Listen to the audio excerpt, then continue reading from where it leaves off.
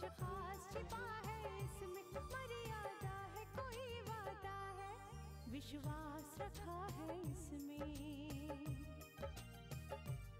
सात फेरों से मिला ये तो उपहार है, मेरा श्रृंगार है, मेरा श्रृंगार है, मेरा श्रृंगार है, मेरा श्रृंगार है।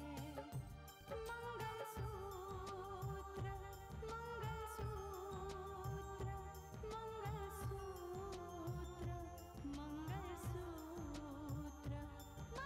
मंगलसूत्र, मंगलसूत्र, मंगलसूत्र।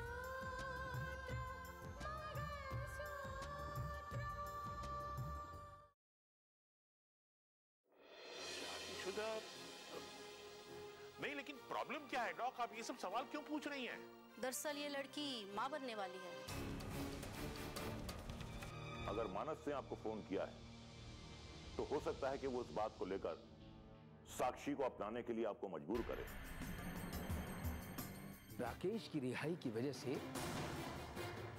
वो रितिका को राकेश से मिलाना चाहता है। और इतना ही नहीं, उसकी रिहाई के बाद उसके जानने वाले वो सारे लोग बेहद खुश हैं।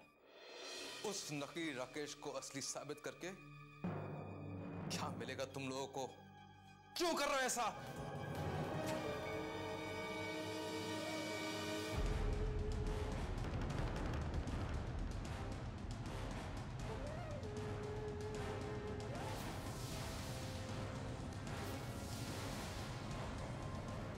हम कौन है ऐसा करने वाले? तुम तो बेवजह हमें दोषी ठहरा रहे हो। इतना तो मैं समझ ही चुका हूं कि इसके पीछे कोई बड़ी बात जरूर है। ये तो मैं भी समझ रही हूँ कि इसमें बहुत बड़ी बात होगी, लेकिन सुंदर कुछ बताने को तैयार ही नहीं है। प्लीज प्लीज मुझे जाने दीजिए, खोल दीजिए मुझे। मैं आपका एहसान जिंदगी भर नहीं भूलूंगा, प्लीज। अगर हमने तुम्हारे ऊपर ये एहसान कर दिया ना, तो सुंदर इस बात को कभी नहीं भूलेगा और वो हम दोनों को मार ही डालेगा।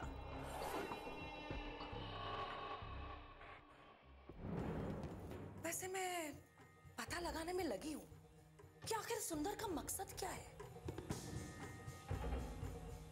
वो तुम्हारा मामा होकर तुम्हारे साथ ऐसा क्यों कर रहा है? जिस दिन पता लगेगा मैं तुम्हें जरूर बताऊंगी।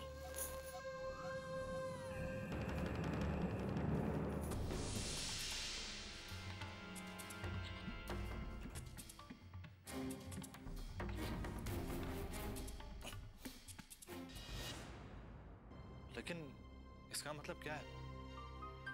आपने तो कहा था कि राकेश भैया को आपने अपने बेटे की तरह पाला है। इसका मतलब राकेश भैया मेरे सगे भाई नहीं है। बेटा वो पता नहीं कैसे वो बात मेरे मुंह से निकल गई थी उस दिन। लेकिन माँ, ये बात जानने के बाद मैं सच्चाई जानना चाहता हूँ। बेटा जब वक्त आएगा ना तो सच्चाई तुम्हें बता दूंगी मैं, लेकिन फिलहाल इतना समझ लो, राकेश हमेशा से तुम्हारा भाई है और रहेगा। नमस्ते जी। नमस्ते। तुम्हारा नाम राहुल है बेटा? जी, लेकिन आप कौन? मुंजाल। मुझे के मुंजाल कहते हैं।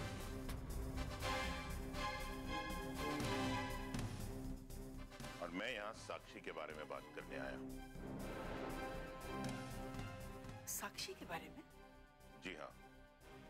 मैं ये तो नहीं जानता कि राहुल साक्षी को अपनाने से इनकार क्यों कर रहा है।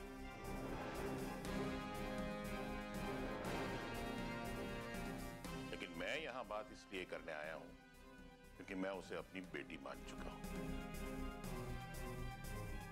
और चाहता हूं कि राहुल साक्षी को अपनी पत्नी कबूल करे। लेकिन इस मामले में आपको बीच में पड़ने का हक किसने दिया? खुद साक्षी ने।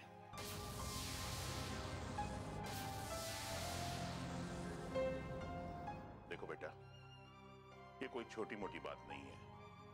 क्योंकि साक्षी मेरे साथ मेरे ही घर पे रहती है। तुम्हारी तरह मैंने भी ऐसी ही गलती की थी, जिसका पछतावा मुझे आज तक है।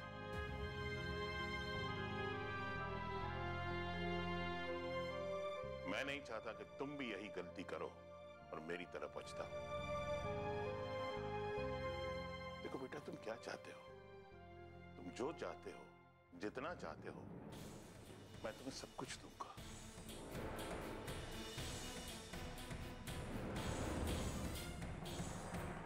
लेकिन एक बार मेरी साक्षी का हाथ थाम लो, उसे आंसू बहाने के लिए इस तरह मत छोड़ो।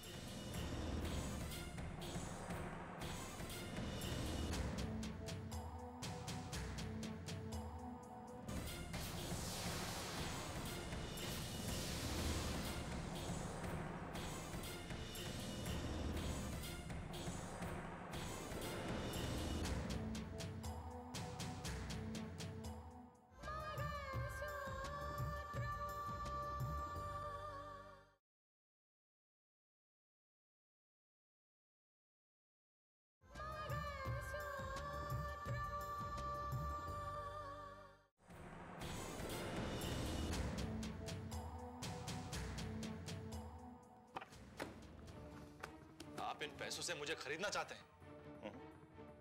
तुम्हें नहीं बेटा, इन पैसों से तो मैं साक्षी की खुशियां खरीदने आया हूं।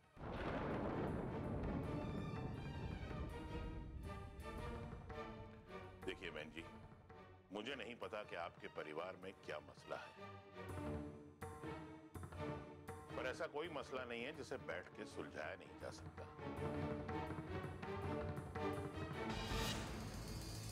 लेकिन एक बार अगर किसी लड़की का नाम बदनाम हो जाए तो उसकी जिंदगी कभी आबाद नहीं होती।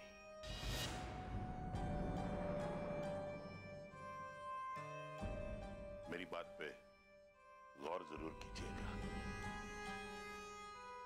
इजाजत चाहता हूं।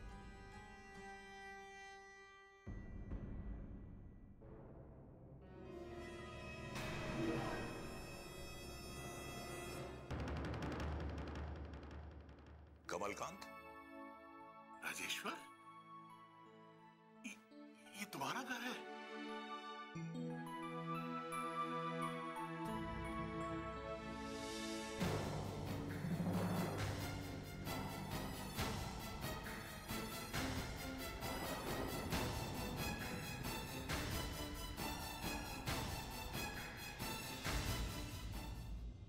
क्या आपको भी नहीं पता कि रितिका के बारे में मानस क्या सोचता है?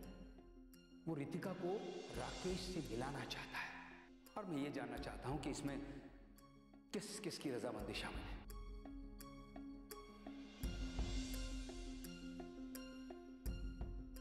क्या बात है, बहुत परेशान हैं आप?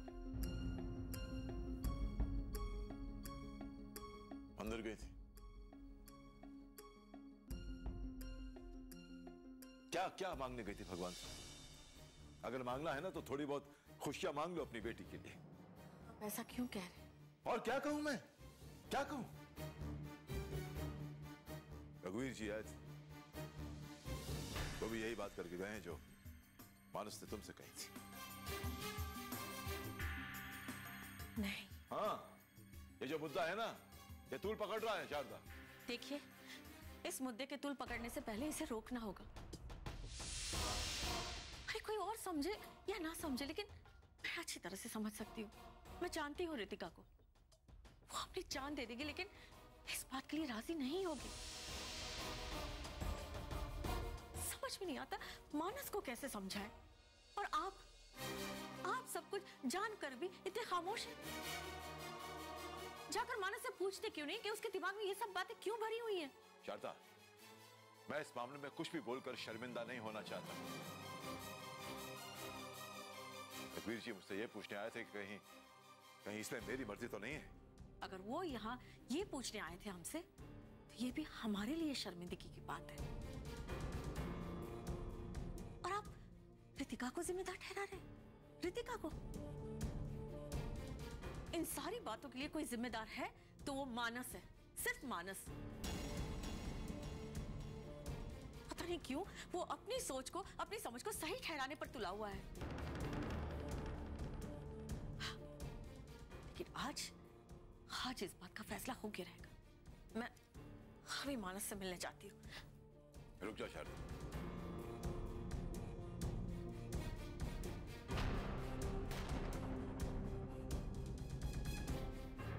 क्यों? अब आप मुझे क्यों रोकना चाहते हैं? आप तो इस बारे में बात करके अपने आप को शर्मिंदा करना नहीं चाहते, लेकिन मैं अपनी बेटी का घर टूटने नहीं दूंगी, चाहे उसके लिए मुझे कितना भी शर्मिंदा होना पड़े। मैं मानस से मिलूंगी, उसे पूछूंगी, उसे समझाऊंगी। मानस और रितिका के बीच ये बात साफ हो जानी चाहिए कि उनके विचारों में ये फर्क क्यों है, और मैं ये बात साफ करके रहूंगी। नहीं शारदा, ये ठीक नहीं होगा। तो क्या जो हो रहा है वो ठीक है?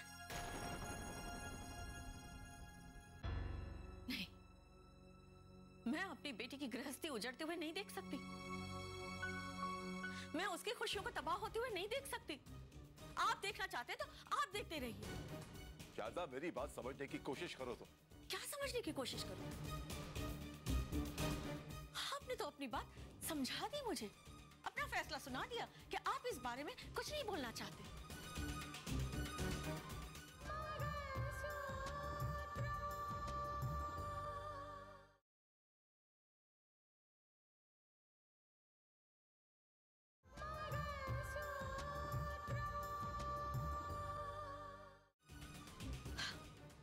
जानती हूँ आप किसी के कहने से कुछ नहीं करते, अब वही करते जो आप ठीक समझते। लेकिन मैं अपने आप को कैसे समझाऊं? मैं अपनी आंखें कैसे बंद कर लूं? तुम्हारा ये कहना गलत है कि मैं वही करता हूं जो मुझे ठीक लगता है। नहीं, मैं वो करता हूं जो इस घर के लिए ठीक होता है, तुम्हारे लिए ठीक होता है, बच्चों के लिए ठीक होता है। रघुवीर जी के सामने बात साफ कर दी थी। मैं हरगिज नहीं चाहता कि राकेश और रितिका का रिश्ता दोबारा जुड़े। वो समझाएंगे मानस को। देखो, फिलहाल हमें इस मसले में नहीं पड़ना चाहिए। आगे तुम्हारी मर्जी।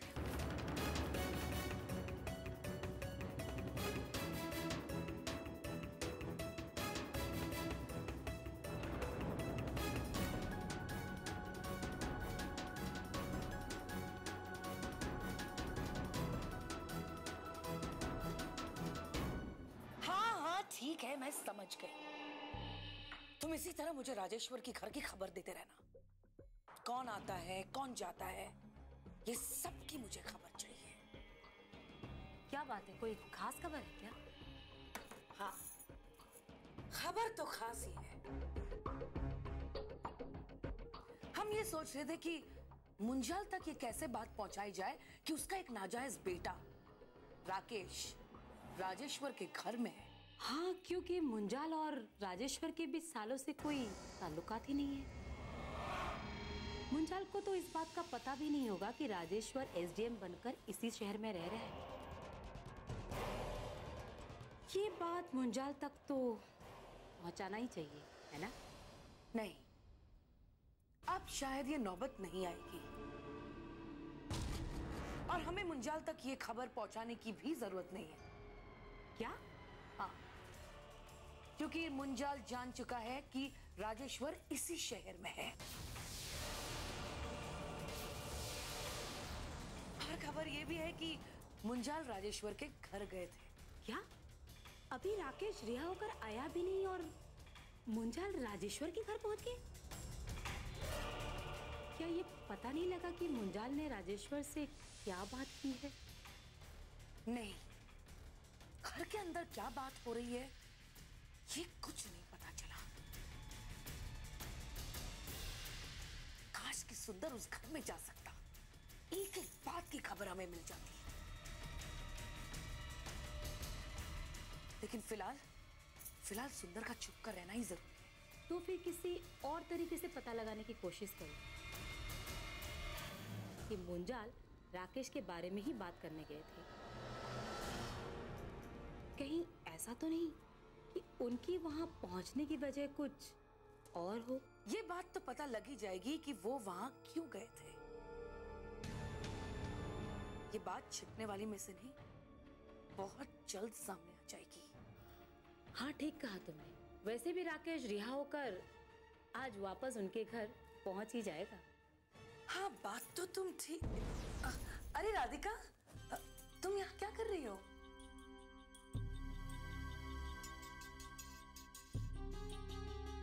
कुछ नहीं दीदी, वो आप लोग राकेश के बारे में बात कर रहे थे कि आज उनकी रिहाई होने वाली है, तो बस वही सुनने लग गई थी। इसका मतलब तुम्हारी बहन राकेश को पहचान सकती है? हाँ, वो अरे हुआ यूं कि जब राकेश पुलिस से बचने के बाद श्रीधर और अंजना के घर में रहा था, राधिका उसे वहीं मिली थी। जाओ अब तुम अंदर जाओ। जी दीदी।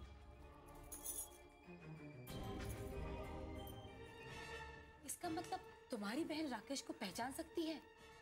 आप बिल्कुल फिक्र न करें, ये मेरी बहन है।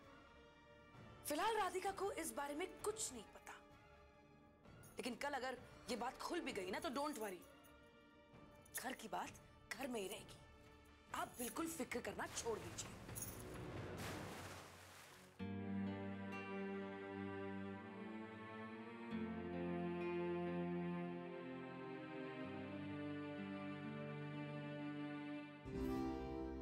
साक्षी, साक्षी बेटा, तुम्हारी शादी तो राहुल के साथ ही होगी।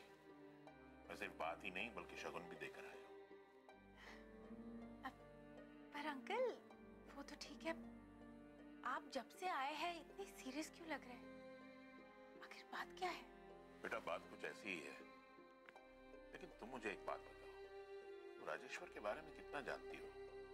उसके घर के बारे में तुम्हें क्या क्या पता है?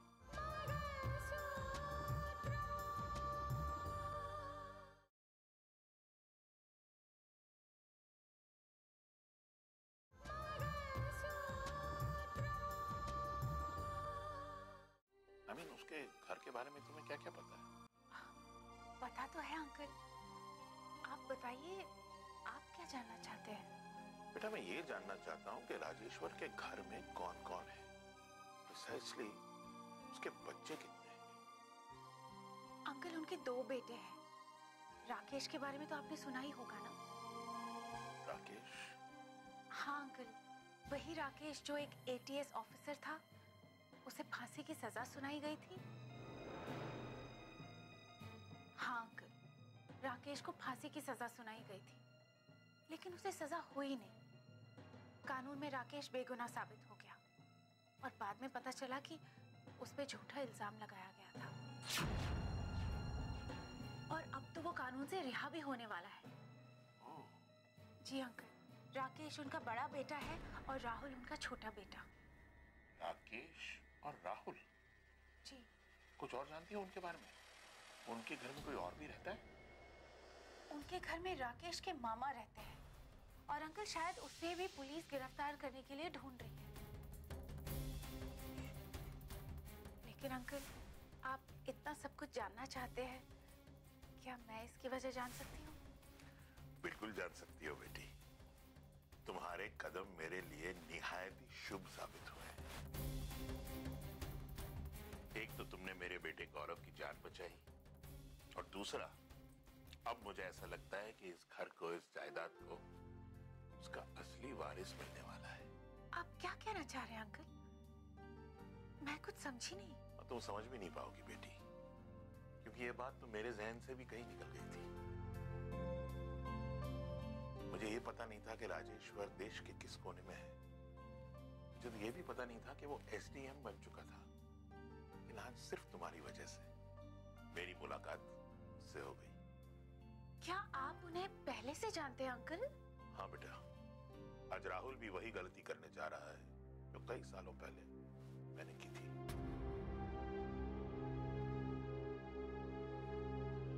हमारी शादी के बाद हमें एक बेटा जन्मा। उसके तुरंत बाद मेरी पत्नी रागिनी बेचारी चल बसी। लेकिन मुझे तो कामयाबी की बुलंदियों को छूना था ना। मैं भला एक बच्चे को कैसे पालता? उस बच्चे को मैंने राजेश्वर को दे दिया और उसके बाद हम जुदा हो गए। और उसके बाद